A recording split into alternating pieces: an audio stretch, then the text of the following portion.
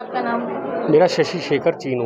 शेखर जी, आप धारा 118 के बारे में क्या कहेंगे? ऐसा है, धारा 118 जब ये स्टेट बनी थी जी। तो यहाँ पर जो उत्तराखंड के लोग रहते थे जी सर। उनके पास जो ज़मीनें थी पहले से जी सर। उसके बाद जब ये एक्ट इन्होंने यहाँ अमेंडमेंट किया कि स्टेट में जो जब अपनी हिमाचल स्टेट बन गई है तो उसमें जो लोग यहाँ के हैं उनको प्रायोरिटी मिले, जो आउटसाइडर हैं जी। उनको अब परमिशन नहीं मिलेगी ज़मीन जी की। सर। तो उसमें जो जो जो पहले के थे उनको उनके पास तो ज़मीनें थी जी सर। और उसके बाद जो उससे पहले रहते थे जिनके पास ज़मीनें थी उनको इन्होंने रखा कि भी वो यहाँ पर ज़मीन अभी 10-12 बीस में वो खरीद सकता है मकान बनाने के लिए, लेकिन वो गवर्नमेंट परमिशन देती है।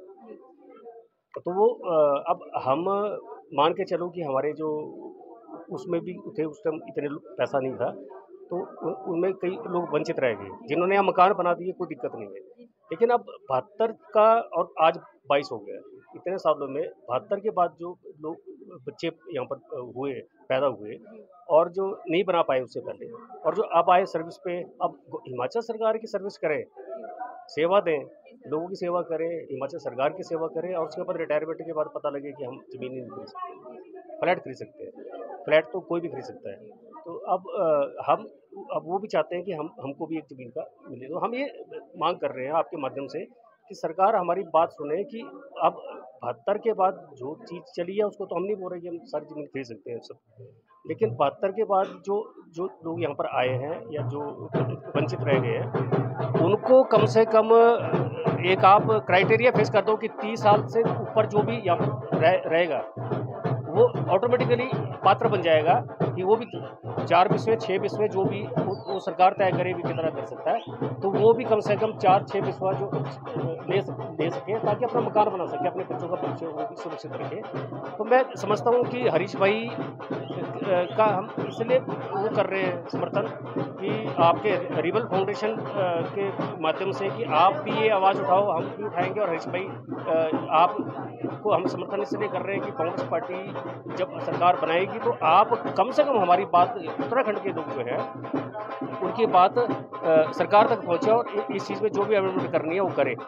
बात ये है कि हिमाचल में जो लोग यहाँ पर सर्विस कर रहे हैं उनके बच्चे हिमाचल के लोगों से के परिवारों में ब्याए हैं और हिमाचल की लड़कियाँ हमारे परिवारों में आई है। तो ये रोटी और चोली का दामन हमारा साथ और उत्तराखंड और हिमाचल प्रदेश पहाड़ी क्षेत्र हैं, दोनों का बोली अलग हो सकती है लेकिन रहन-सहन और वो आप देखोगे चाहे उत्तराखंड हो चाहे हिमाचल हो, एक जैसा स्वभाव है, एक जैसी सरल व्यक्ति है। तो मैं समझता हूँ कि अगर हमारे घर में हिमाचल की किसी घर से बेटी आई है और हमारी बेटी उनके घर गई है, तो उस रिश्ते को और मजबूत हम कर सकते हैं कि कम से कम ये परमिशन अगर हमारे को मिलती रहे तो हमारे बच्चों का भविष्य भी सुरक्षित रहे।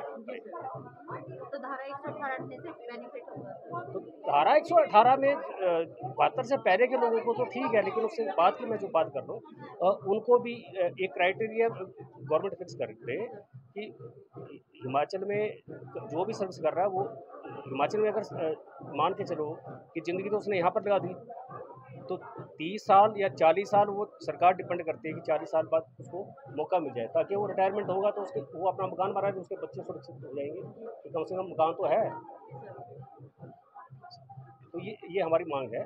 तो इन मांगों पे आज हमने हरी जनता जी के माध्यम में भी रखी है और रिबल फाउंडेशन का मैं खास तौर पे आपका आभारी रहूँगा कि जो आप इसको जितना आप सोशल मीडिया में उठाएँगे तो सरकार तक कोई भी सरकार बने हमें उससे कोई वो नहीं है, लेकिन कोई भी सरकार बने वो हमारी मांग को ये जायज़ ठहराते हुए इसका निदान कर ले, तो हमें खुशी होगी इस बात की कि कम से कम हमारे जो लोग यहाँ पर हैं तो वो सुरक्षित हो जाएंगे।